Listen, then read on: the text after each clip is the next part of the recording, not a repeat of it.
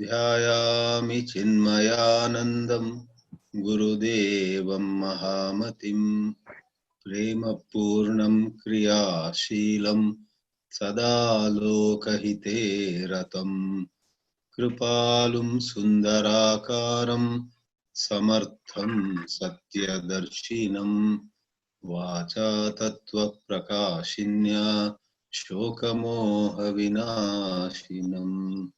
ओम श्री चिन्मय सद्गुरवे नमः। नमामि नारायण पादपङ्कजं करोमि नारायण पूजनं सदा वदामि नारायण नाम निर्मलं स्मरामि नारायण तत्त्वमव्ययम्। ओम नमो नारायणाय। Dear friends, dear fellow travelers on the spiritual path, we have come to the seventh and last session of the 7-session series of Guidance from Bhagavad Gita with the special caption Punchlines and Benchmarks.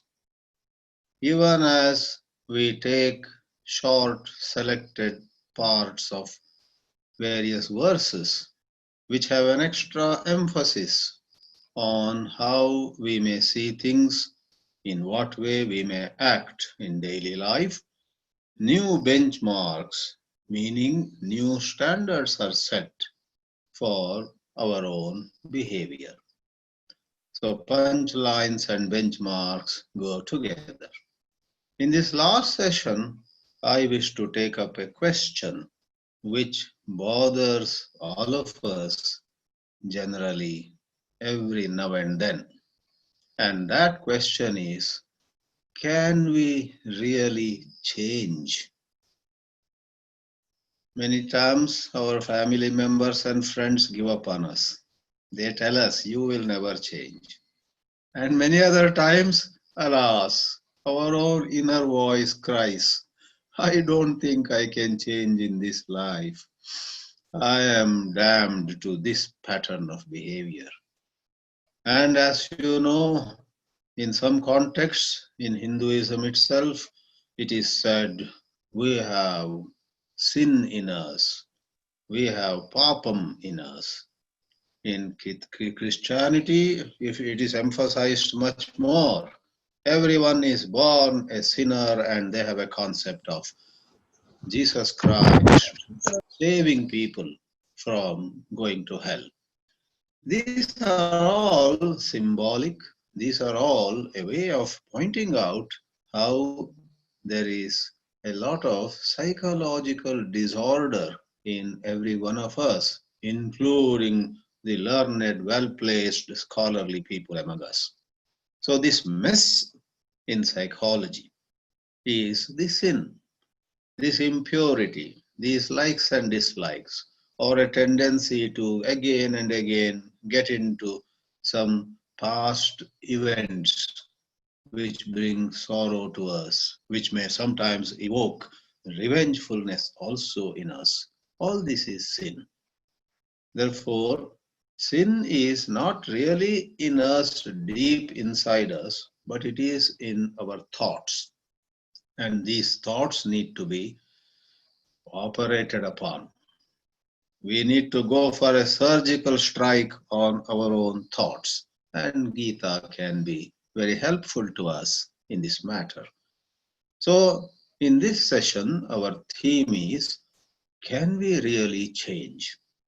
And the good news of the Vedanta, as expressed in the Upanishads and as said in the Gita, is that everyone can change. Everyone, in fact, can undergo an unbelievable transformation. One can be transformed from being a sinner into being a saint. And the very purpose of all spirituality is to facilitate that change.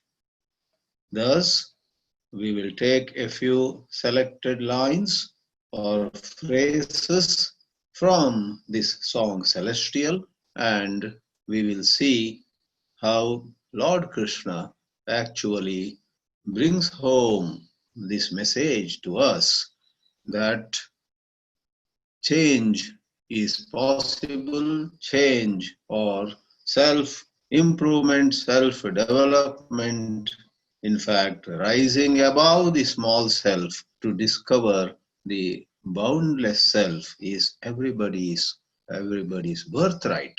That's our birthright.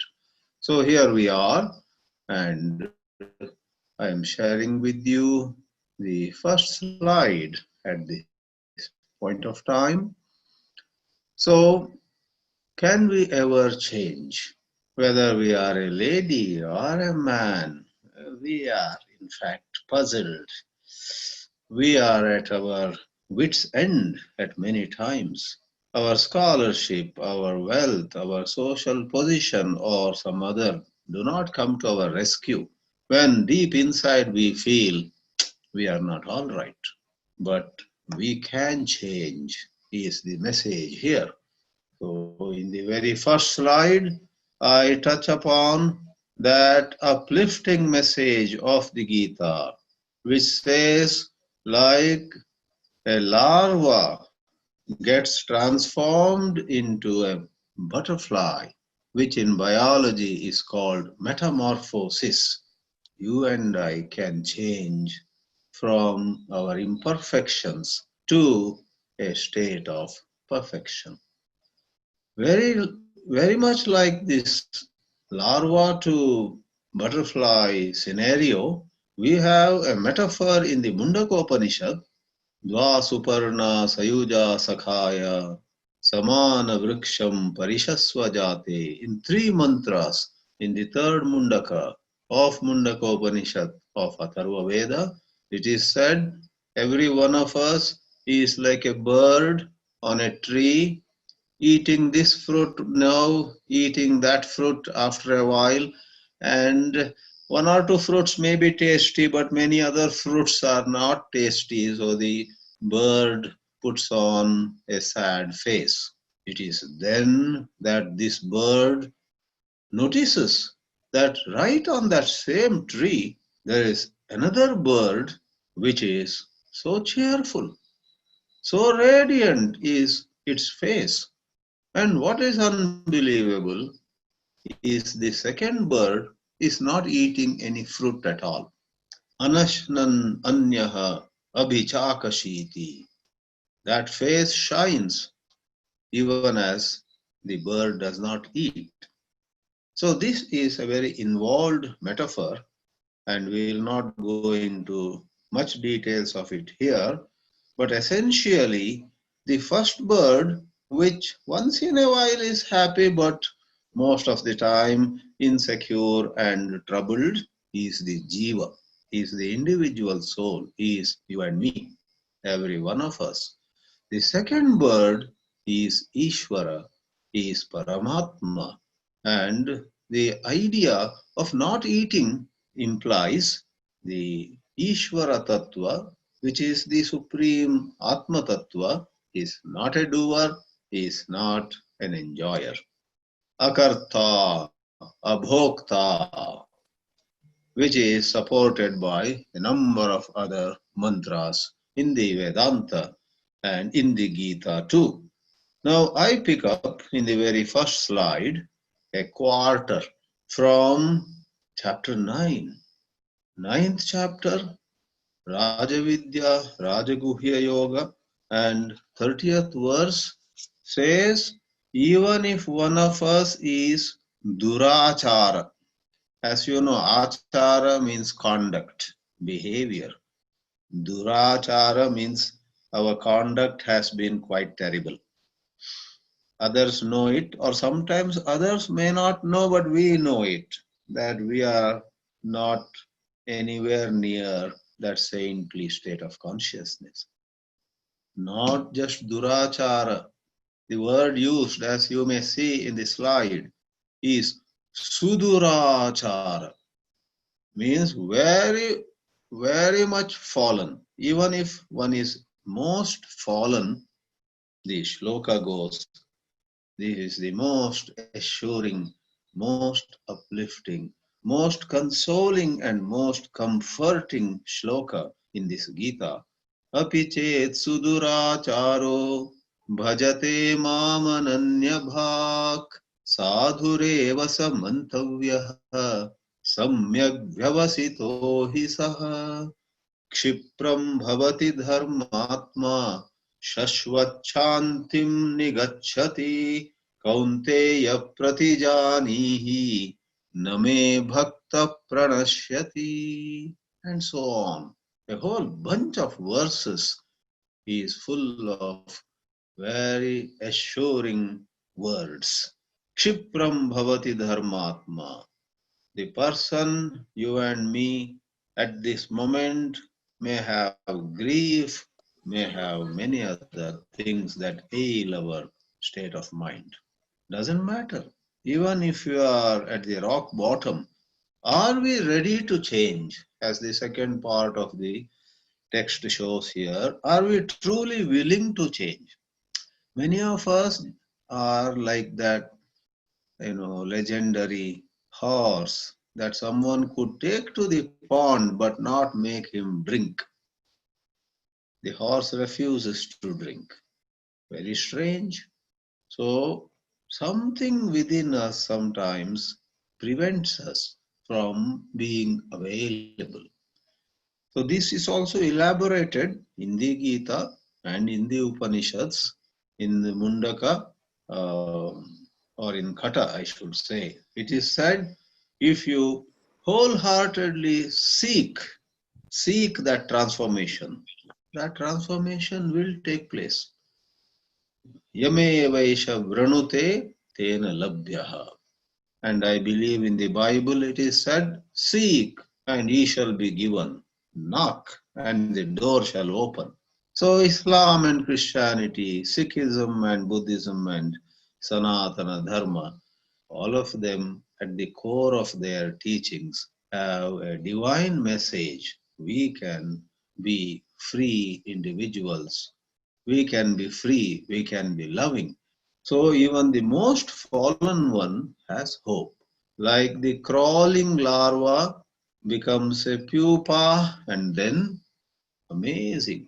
Nature seems to tell us, look here, I have given you a chance. Look here, I have given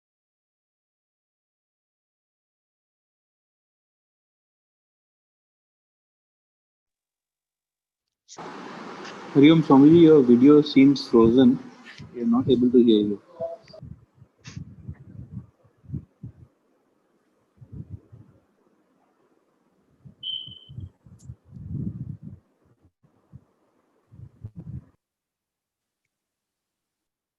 ये क्यों गोचा गरा आवाज बंद करा क्या फिर वो side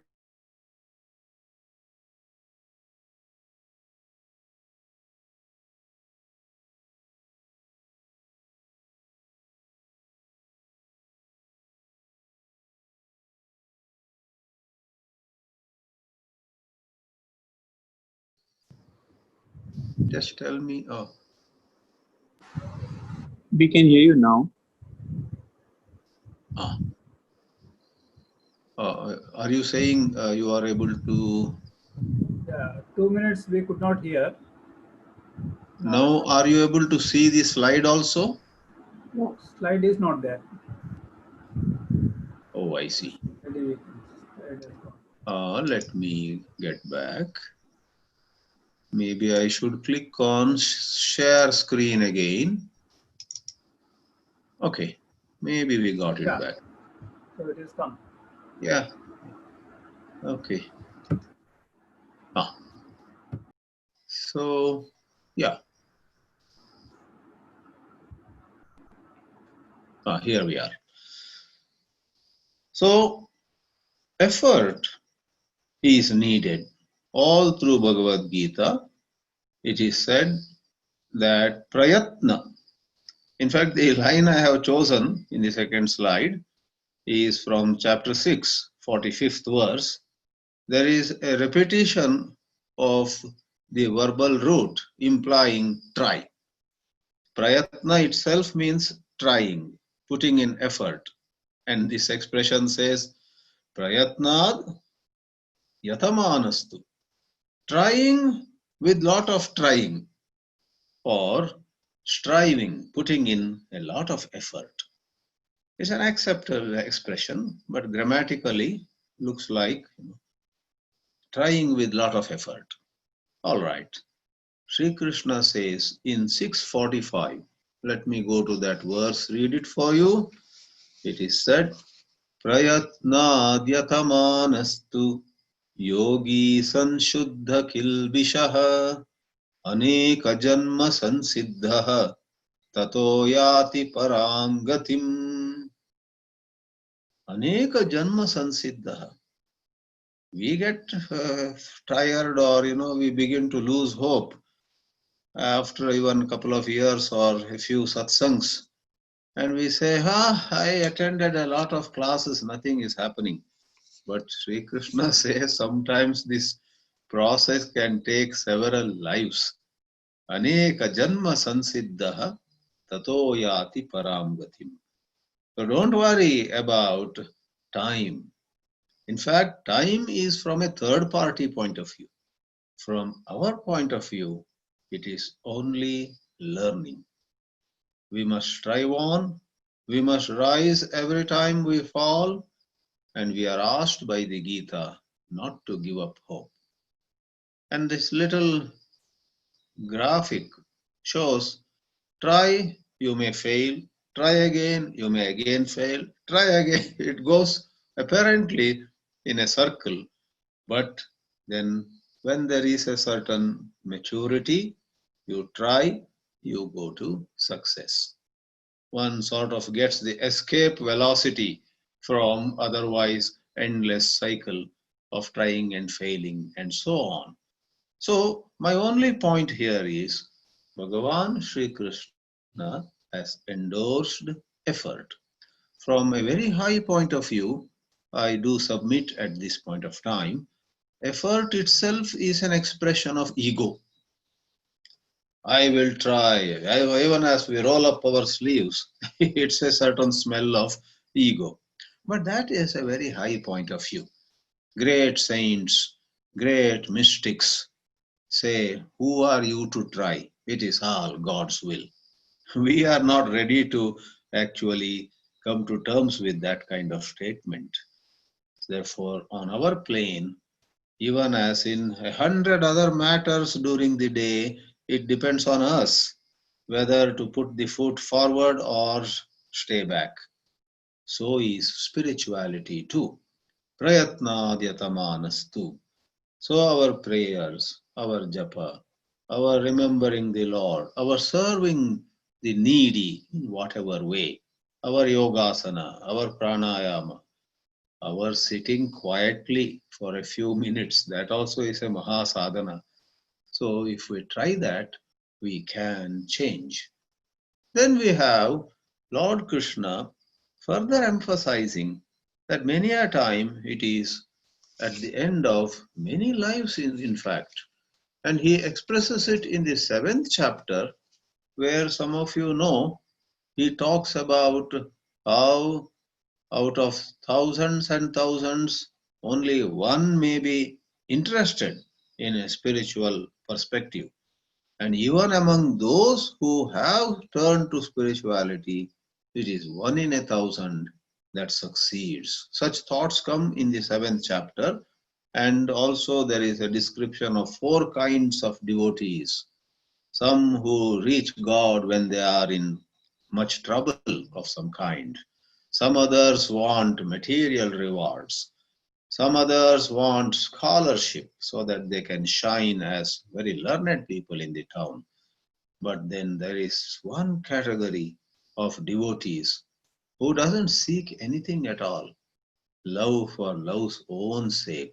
So against that backdrop, Sri Krishna once more says in the 19th verse of chapter 7, Bahunam janmanam ante Jnanavan mam prapadyate Vasudevah sarvamiti Samahatma sudurlabah. He is describing the butterfly. We are maybe at the larva stage, we are at the pupa stage, we are opening up. But Sri Krishna is describing here someone who has blossomed fully. Sa Mahatma Sudurlabha. Krishna himself admits this kind of devotee, this kind of great soul is so rare to find. They become luminaries for their whole generation. They are the prophets, they are the mystics, they are the guideposts, they are the ones that lead large numbers of people on the right path. But we have this problem of failure. But we must remember this is a divine play by God. Like it is said, whether it is Kalidasa or Shakespeare, when they write a play, they make someone hero, someone villain, someone a comedian and whatnot. Now, having made certain characters villains and certain others heroes, the play proceeds like that. Everyone plays his own, her own role. So we too have been cast in a certain role and we must have an inner submission. Like this little drawing shows, somebody is climbing. Failures are stepping stones to success. But what drew me to this little clip art on the internet was especially at the far end there is a hand with a pencil. So you wonder who is this who is making those steps? God is making the drawing and we are part of the painting that He creates. This is a mystery. Therefore, enlightened people say that there is no distinction really between a sadhaka and a siddha. Someone on the path, someone who is enlightened, and so on. That whole scenario is one painting drawn by or brought forth by God, the master painter. We blink, we do not understand it fully. We appreciate the poetry, we appreciate the imagery, no doubt. But then the message once more is let failure not depress you. No effort is waste. We learn all through life. We must learn more intelligently, not swing from one to the opposite, not go from guilt to pride, not go from shame to feeling on top of the world, etc.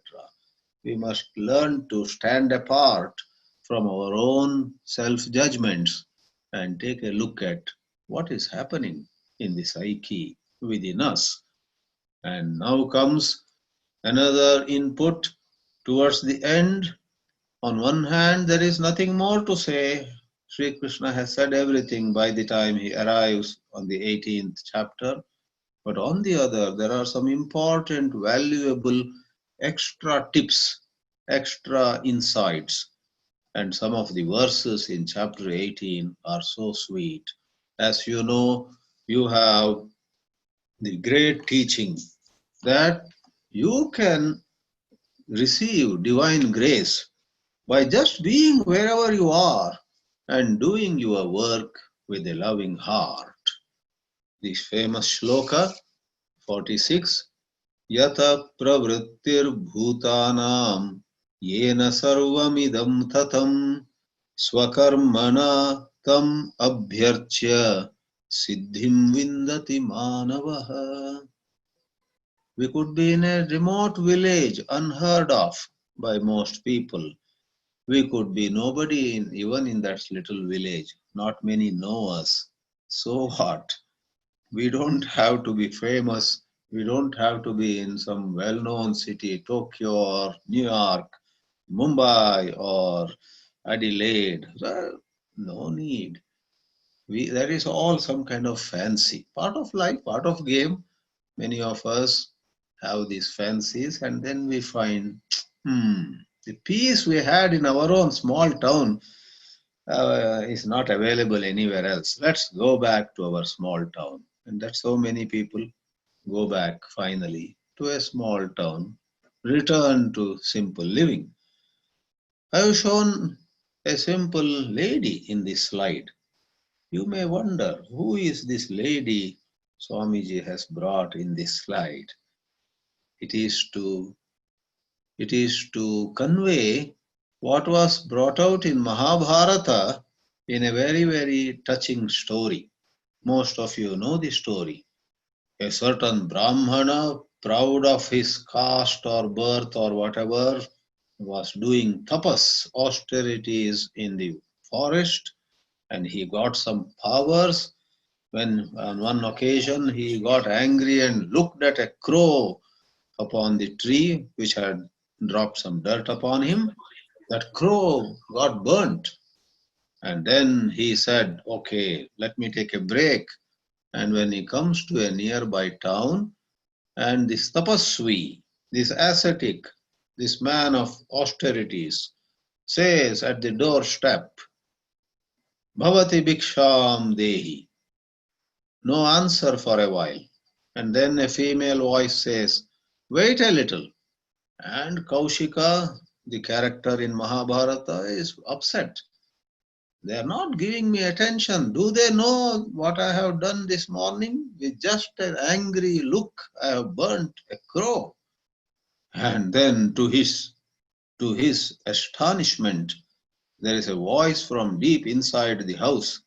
Kaushika, I am not the crow upon the tree. Please have patience. I am coming just in a minute. And then this lady, simple Indian homemaker, comes out with some rice, with some vegetables, whatever. And Kaushika asks her, how did you know that I had burnt a crow in the forest? And the answer she gives is an answer all of us should think about. She says, I didn't go to the forest for doing tapas. I did not learn big Sanskrit works and memorize mantras or shlokas, but I take good care of my family, elders at my home, my own husband, young ones, my children, young or old, fit or sick. I, to the extent possible, take good care of them by doing my work lovingly. I am not some kind of chartered accountant or doctor or engineer or scientist or Supreme Court judge or this is all my mala. She didn't say those words, but she conveys this point. I am just a simple housewife, but by doing all that I do with love, with care, with attention, some of these powers have just risen in me. Therefore, Swakarmana Tamabhyarcha. This is the message of hope to all of us. Even as our mind compares ourselves with somebody else, look at that man, how successful he is. Look at this woman, how rich she has become. Look at her, look at him. I seem to be nowhere. I am gone, I am lost, and I don't know how many years are left in my life. This is the immature worldly way of thinking. We must be aware of how we are doing whatever we are doing, but comparing with X or Y, and many a time we find somebody we would have envied just 2 weeks ago, and then we come to know some dark side, some sad side of that same person. Then I saw, oh my, I was so jealous of her, but now I realize I am much better. So you never know. Therefore, Swakarmana, the very earlier stanza over there also brings it out so beautifully. Swe swe karmani abhirataha sansiddhim labhate naraha swakarma nirataha siddhim yatha vindati tat shranu. That is paving the way for the shloka that we have chosen. Therefore, this effort, prayatnadyatamana, please don't imagine that effort is to go to Himalayas or to go to some forest or to wear some special robes, or to learn some Sanskrit. Some people do it. That is God's will. They have to play certain roles. To play some particular role, you may need Sanskrit, you may need scholarship. But for the essential task before you of freeing yourself from the limitations of individual existence, you don't need all those decoration. If your Swadharma involves learning Sanskrit, do go ahead. Don't turn away from your Swadharma. Like if Swami Chidananda says, tomorrow onwards I am not going to study Sanskrit, he will be making a mistake. Because this Chidananda, by his constitution, is made for a certain level of Sanskrit. There are different levels. And he should study more. He should share the Sanskrit with his audiences. Likewise, some of you are made for some particular anushtanas, practices. Some of you are made for some social service. Stay put.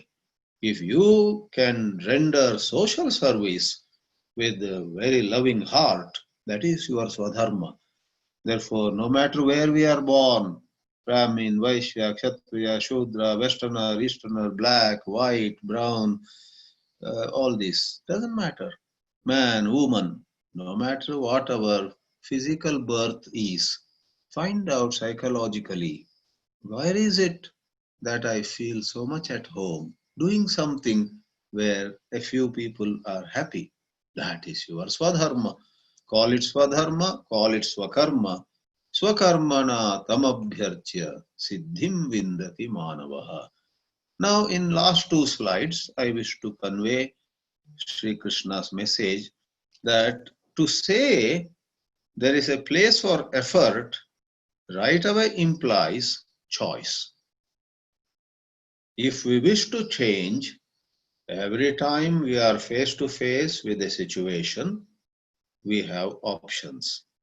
We could go for something that makes us more rajasic or more tamasic, or we could go for an option where we are sattvic, we are more balanced.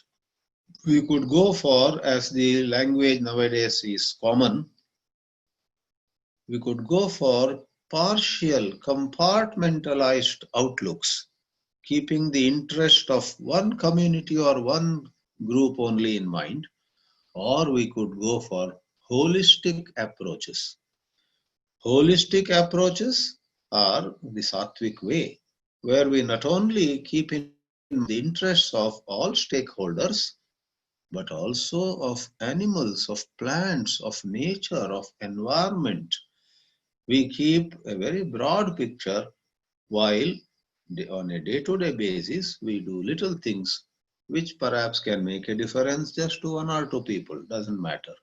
But the vision has to rise from tamas to rajas, then rajas to sattva.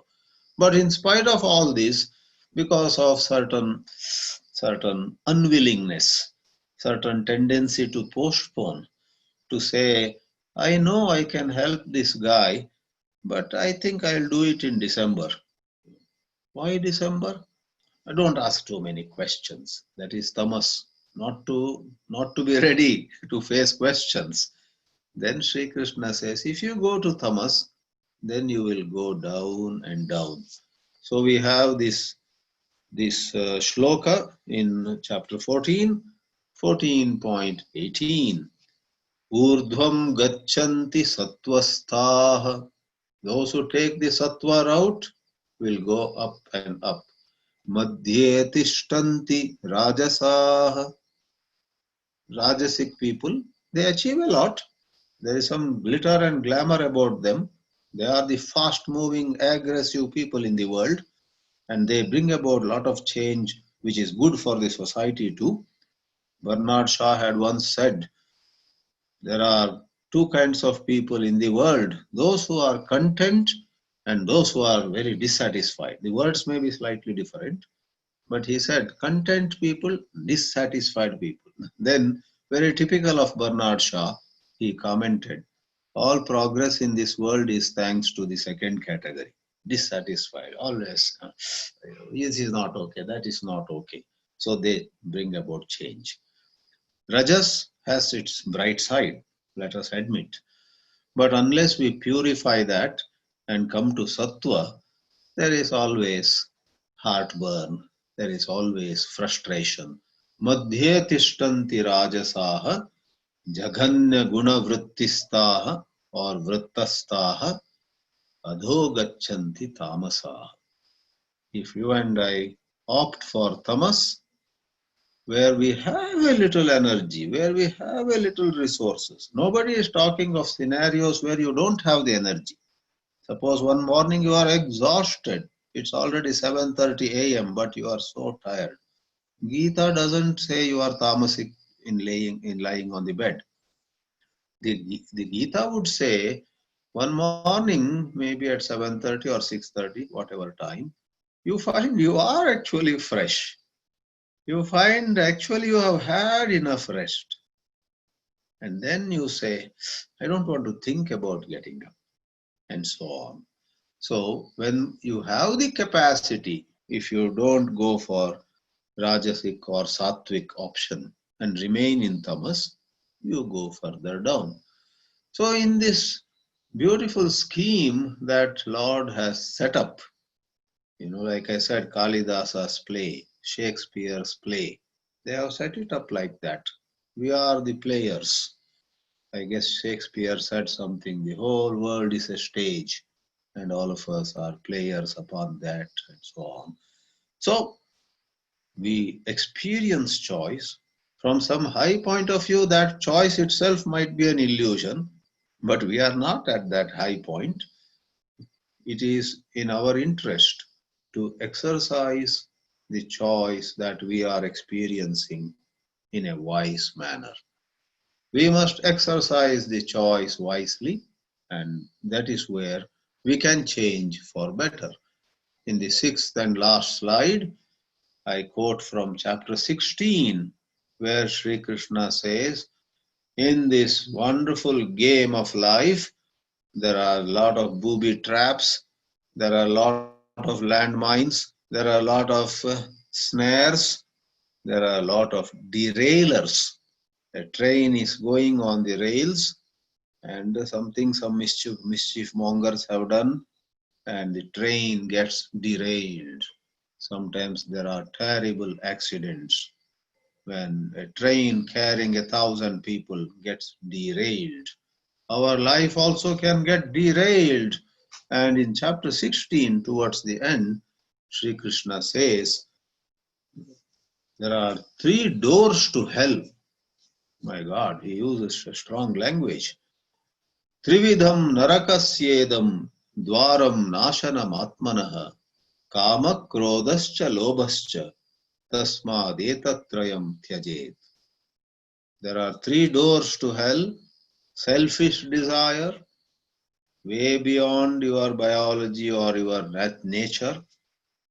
Desires born of ego and a lot of confusion. Your heart tells you that this is not natural to you, but you are on an ego trip and whatnot. Destructive anger, not anger which can be constructive. Sometimes some Mahatmas also show some anger, but it is for a purpose at the right time, at the right place, in the right measure, next moment. And what is more, they do not have anything personal against anybody. But we are talking of destructive anger. And then there is greed. Though we have enough, we just want more and more. Lobha. Kama krodascha lobascha tasmad etatrayam tyajet. If we could, on occasions, let go of some of these wrong movements and save ourselves from the traps, save ourselves from the derailers, then we change for better. It is here that we get a doubt. I must take up this particular doubt. We say, God, I have a complaint with God, someone says. This God is supposed to be impartial. Let Shakespeare do anything, let what's his name, Kalidasa, Mahakavi Kalidasa, let him make anybody in any manner. But why should God make some people saints and some of us sinners? It appears God is partial. To answer that, Sri Krishna says in the 9th chapter, I am equal to all. Samoham sarva bhuteshu name dveshyosti na priyaha. I am equal to all. There is no one who I am fond of. There is no one whom I dislike. But in that shloka, second half, he says, Ye bhajanti tu mam bhaktya mahi te teshu chapyaham. But if someone is devoted to me, I am with them. Then you say, you blow a whistle then. That's where the problem is. Somebody sings a hymn, somebody praises you, you are happy. How different are you from people like us? We like praise. We like somebody complimenting us. How can you also be like that God? We ask. So we commentators or speakers on that verse explain in this way. It is like fire on a winter night saying to people, I am equal to all. Fire says to people, I am equal to all, but whoever comes near me gets more warmth. Can we call fire partial? Fire is equal to all. Likewise, friends, God is equal to all, and God goes on giving us choices. And we have to exercise the choice. We go near fire, we get warmth. Black or white, man or woman, one gets warmth when one goes near fire. Likewise, we have to do Shravana, Manana, or Seva, as we said before. There are lots of good things where we fit in so well. We are made for those roles, and those are made for us. That is our Swakarma, that is our Swadharma. If we get into it, then that is where we will be going ahead. Before concluding, I must also say that there are some places in the Bhagavad Gita where Lord Krishna uses a bit of a harsh language. Just like in Christianity and Islam, they have the concept of, one life, and then if one has not surrendered to God in some defined in some way, one goes to hell. With that kind of flavor, there are shlokas in the Gita here and there where it is said, those who don't listen to all this advice, Kshipami aham asurish eva yonishu. I put them again in such rebirth, such new life, such next life, where they go from bad to worse and so on. That makes us think, is God so vindictive? Because in one life we did not behave well, He is putting us in next life in such company where we go from bad to worse. So we must understand that it is not exactly that punitive, punishing attitude. It is to raise the heat so that the soul understands. I can't go on and on with my selfish ways.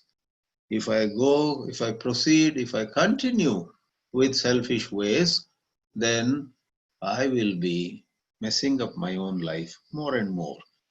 So, a language of punishment is used in all religions, and unless teachers, guides handle it in a mature way, it can go off hand.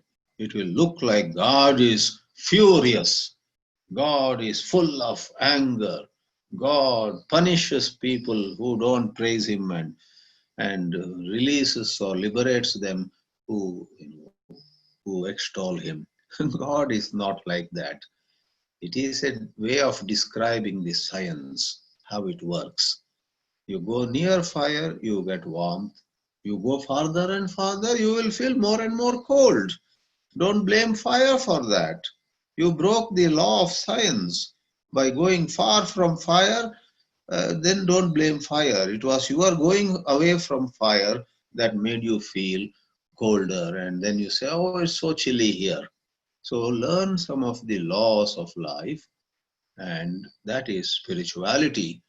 Lastly, the same Sri Krishna who says, I throw them into bad environments, etc., when the context is of somebody not learning the lesson, same Lord very lovingly says, in the 10th chapter there is an expression, Dadami buddhi yogam tam yena te upayanti mam. When people become receptive, I give to them buddhi yoga. I give to them new insights, new inspiration. I open new doors for them. When they are open to learn, they should be ready to learn. Buddhi yogam dadami yena mam upayanti. With those insights, they will be able to come near me. Therefore, we can change, we must change, and the guidance material for bringing about healthy change, culminating in the erasure of the ego totally, is available. That guidance is available in the mystical literature. Geeta is one of the finest representatives of such literature. There are many others. We respect various works, various wisdom traditions. May we, as global citizens, respect each other's faiths, each other's ways, and pick up what inspires us to strike harmony with everyone without negative emotions in us. May all be happy, may we be happy, is our spirit. It has been our outlook. With this, we present all these 6 punchlines at one go in this additional slide. Apichet sudurachara, even if we are highly fallen, we have hope. Effort is needed, much of the path, much of the journey. And sometimes we must have tremendous patience. We should not jump to a conclusion that we are hopeless. No, it may take lives and we must be ready for it. All right. And one of the beautiful ways to get going is to identify where we belong. What are those couple of things by doing which we have peace and we make a few faces happier? If we don't exercise those choices, ado gacchanti tamasaha, and we are especially warned to give up kama, krodha, and lobha. In this way, Sri Krishna's guidance with punchlines and benchmarks can be of great help to us. Hare Krishna, Krishna Krishna, Hare Hare. Om Namo Bhagavate Vasudevaya.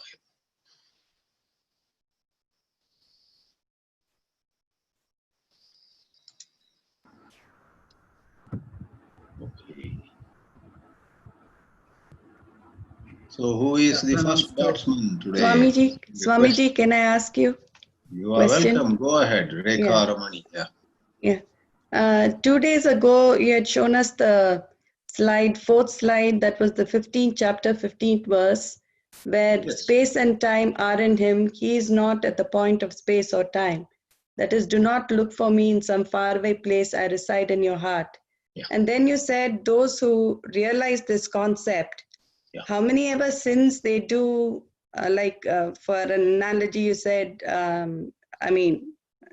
it could not be true, like you massacre hundreds of people or whatever, but you still, it's okay, it doesn't matter.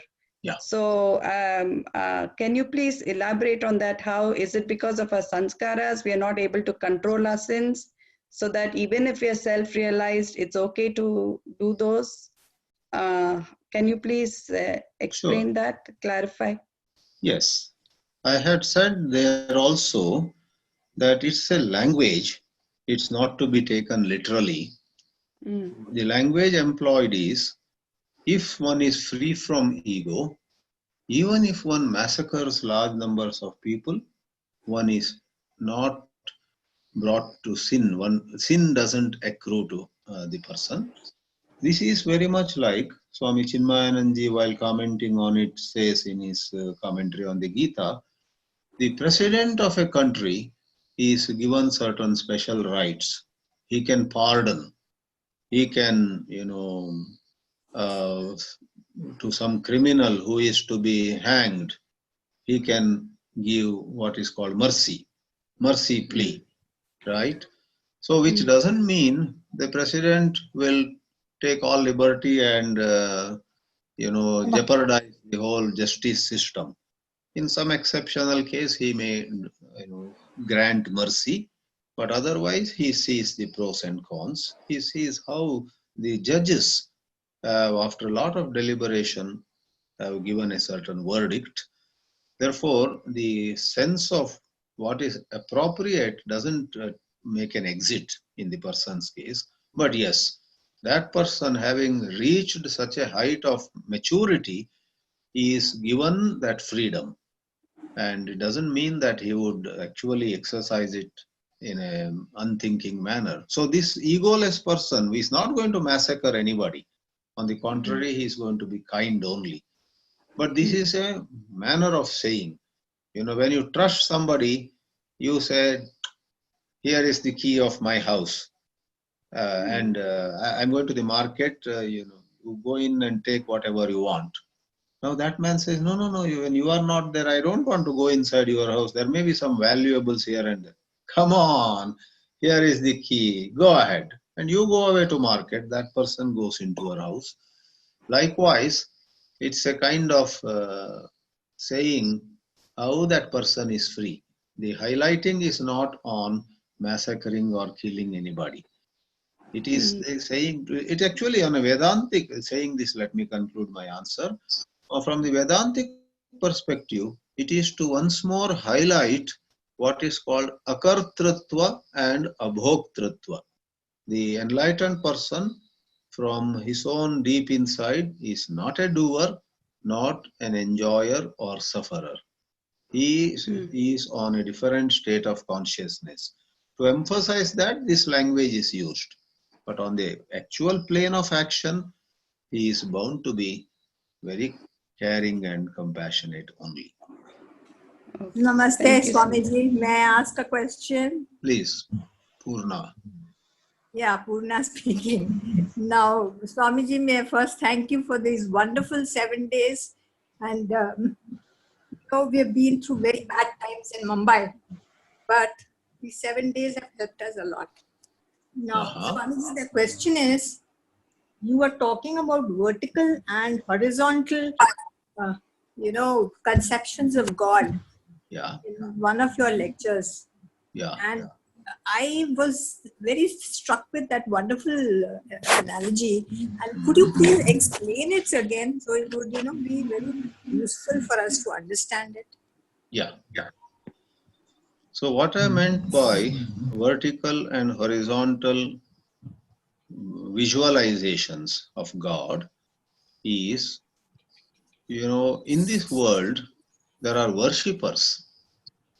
Some worshippers, some who love God, would like to see God as having no form, no human form, and so on. And they look at God as a power. So when it becomes free of grosser attributes, because to have a human form as a male form or female form, and in Hinduism we have even with the elephant face or Hanuman and so on, these are on the vertical scale from a philosophical perspective on lower level. You remove attributes like name and form, that goes to higher level. So how you conceptualize? Secondly, horizontal is you give a name, you give a form, but somebody wants to look at God as a mother, divine mother, somebody as a friend, somebody looks at God as maybe father. So that is, while a name and form is attached, there are so many choices. So two brothers go to a temple. One goes and prays before Ganesha. Another goes and prays before Hanuman. I would say this is horizontal distribution because both are forms. Now there is a sister, just to add to the example.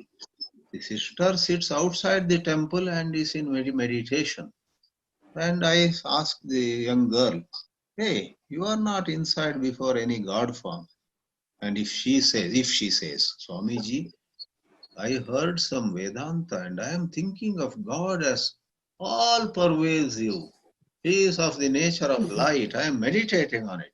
I would say, this girl has vertically gone up because no name, no form, and something very subtle, philosophical. But finally, just by being very scholarly and talking high stuff, one doesn't go vertically up. It's the purity of heart. Thank you, Swami.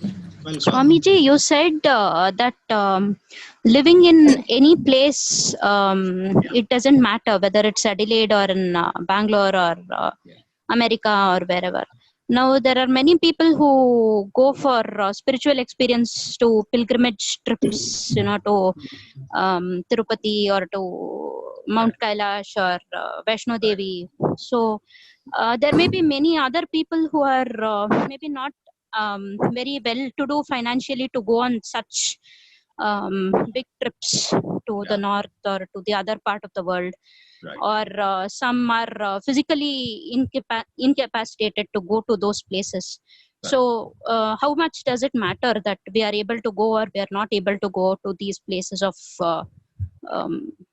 probably higher places of worship or whatever? Maybe something like Badrinath or what they say 12 Jyotirlingas of Shiva, like that. So if you're not able to go there, how much difference does it make? Just like in mundane matters, in spiritual pursuits also, very many times we are not able to do all that we want to do. Yes. We want to hear a certain teacher. We want to go and stay in the vicinity of some Swamiji maybe, but it may not be possible. Just as on the worldly level also, I want to have a certain kind of car. I want to have a certain house in some colony of the city, but may not work out. Then what is important is to look within and ask to what extent this is a very burning need, to what extent is it a certain influence, because many others went, I also feel like going. If it is an influence, then through some viveka is some right thinking. We can just say, yeah, I wanted to go to Badrinath, but did not work out. That's all right. But you find, no, not because others are going. Somehow my heart says, I must go to Badrinath. Somehow this Badri Narayana inspires me. Whether others go or not, I wish to go. Suppose you have that kind of desire in the heart, then you should work towards it. But in spite of that also, if it doesn't work out, that is different. So you and I, in many matters, have to exercise viveka and find out what is a passing influence and what is something so deep in our heart. And if something is deep in our heart, nobody would say that's not important. It is important. Because if something is coming from your heart, it is you. So you have to pursue it. Somebody wants to go to Oxford and study something, in the mundane scenario, he must try. There's nothing wrong in it. To him, you don't say, how does it matter, stay in the village? No. Everybody should be true to certain healthy dharmic urges that come up in his heart or her heart at a given point of time. So sometimes we downplay Sanskrit study. But I myself said, if Chidananda decides to put aside Sanskrit, it's not right for him. I have a love of Sanskrit, and people tell me when you explain some Sanskrit couplet, it becomes very clear. So for others' benefit and for my own happiness, somebody like me should go for Sanskrit. It's not an influence, it's not a what you call imitation of extra. So is the matter here. Okay. Thank you, Swamiji. Yes. Swamiji, the episode of Kaushika is the same as the Dharma Vyada? It extends Yeah, into that? same. That is the second innings of that story. In Yes, first that's innings, he very meets clear. this lady. Then the lady takes him to guides him to the Dharma Vyada. Same story.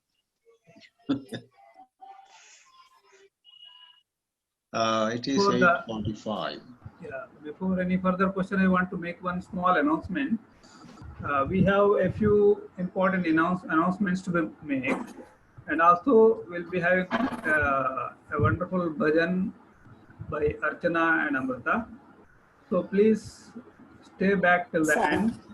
I wanted to make this request. Yeah, now carry on.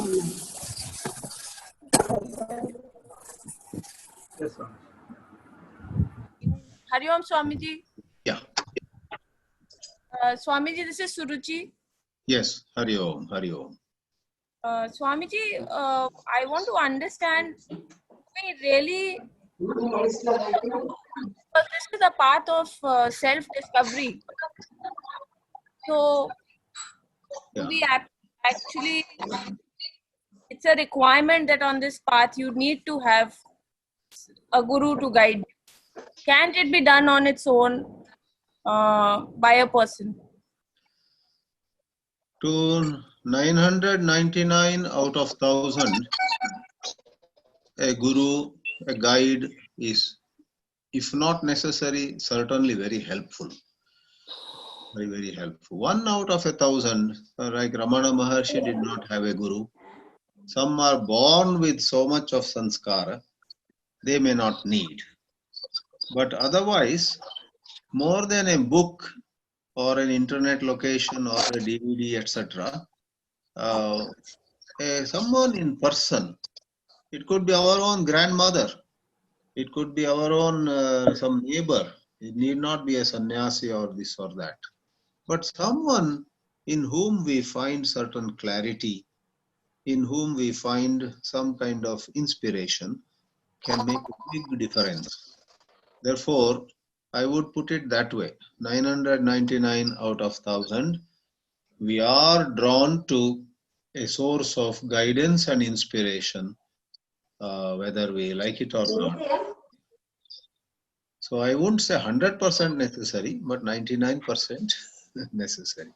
If you are that exception, so be it, no problem.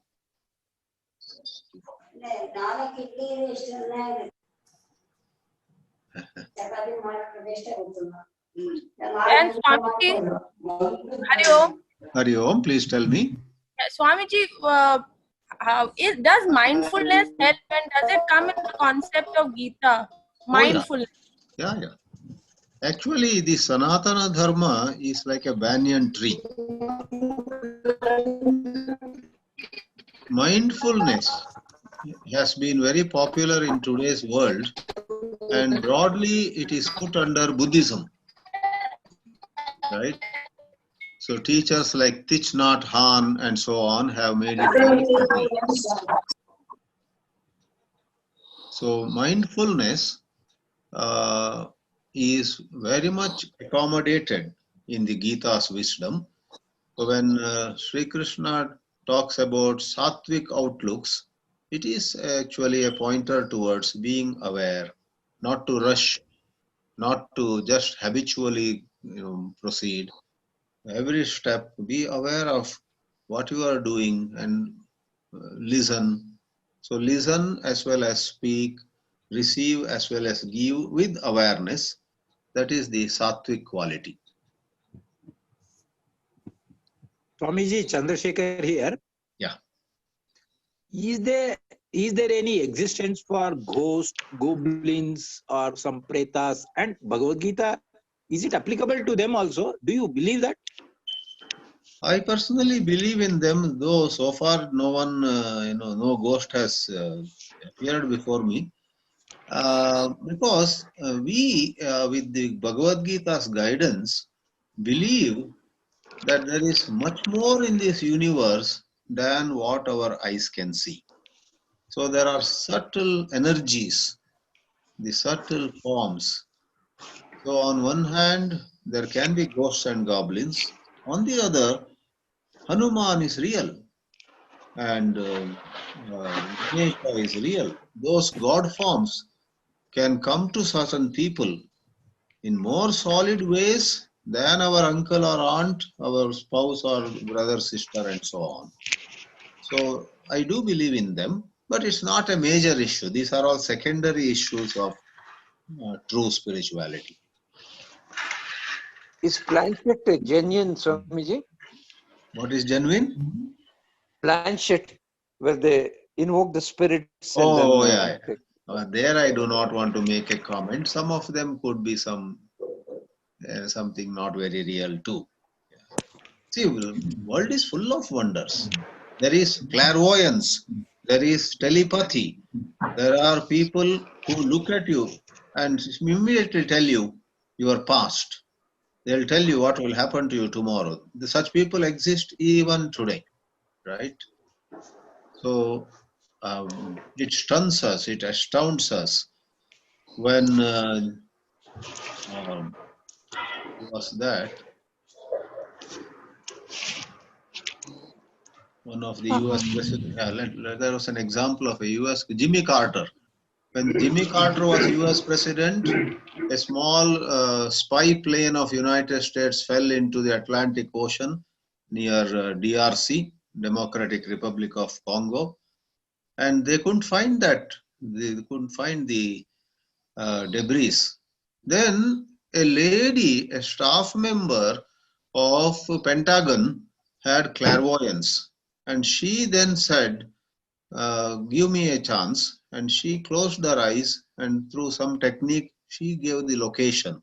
Jimmy Carter has written this thing in his memoir recently.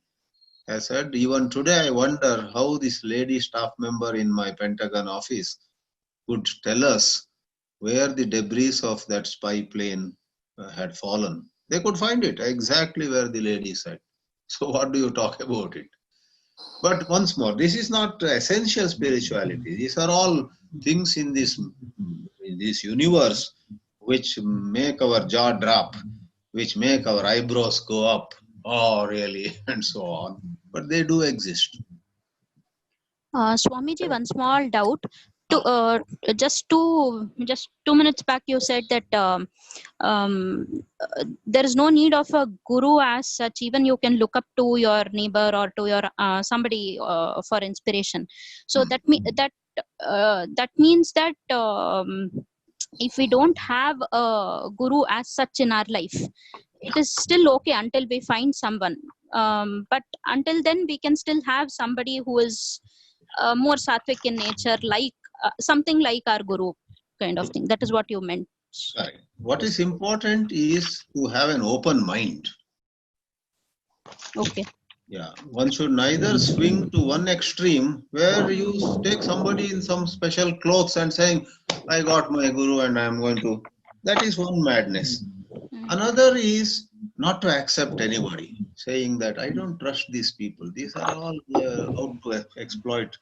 So neither to have a closed mind, nor to have such a gullible mindset that will fall for anybody who is, maybe talks well or does some tricks, So have a learning mind, have an open mind, keeping healthy distance. Then the real guidance will come to you. Okay. Thank you, Swami. Hari Om, Swamiji. Yesterday we covered about Sansari Atma and Asansari Atma, Swamiji. Yes. I'm sorry for my ignorance. Could you please revisit that particular phrase, Swamiji? Thank you so much. That is a very important issue because a lot of Vedanta students take the word Atma, and in the Vedanta, because the context is Asansari Atma, it has no hunger, no thirst, no punya, no papa. They ask a question, when somebody dies, why do we have to perform some rituals and so on? Atma has no rebirth. We say you are mixing up issues. Just as New York may stand for New York City or New York State. Likewise, Atma, when in certain contexts like Upanishads, it is about the ultimate truth, which has no transmigration. Transmigration means going from one life to another. Punarapi jananam, punarapi maranam, as Bhajagovindam says. Punarapi janani jatare shayanam. So that is sansara. Sansara means constantly taking one more form, one more body and so on. So that is a middle truth, and the ultimate truth is asansari atma. And that the non-transmigrating pure self is the crux of the matter in the Vedanta, in the Upanishads. Karma Kanda, Upasana, etc. talk about Sansari Atma, which also is valid for those who have not risen to the highest wisdom. Both are valid. Just as our physical body is valid, we can't say that the body, I don't care for this body anymore. Within a couple of hours, we are hungry and whatnot. I hope the point is clearer now. Yes, Swamiji, thank you so much. This is my first session with you, Swamiji. I've logged in from California. Hari Om. Thank you. So, from my part also, I express a lot of appreciation for the involvement, participation by everybody. It was a great, nice opportunity to reconnect also with a lot of you. Many of you over these sessions came online and we could see each other, and this is a very good beginning, and let us hope to carry on our learning together and progress on the path. Jai Gurudev.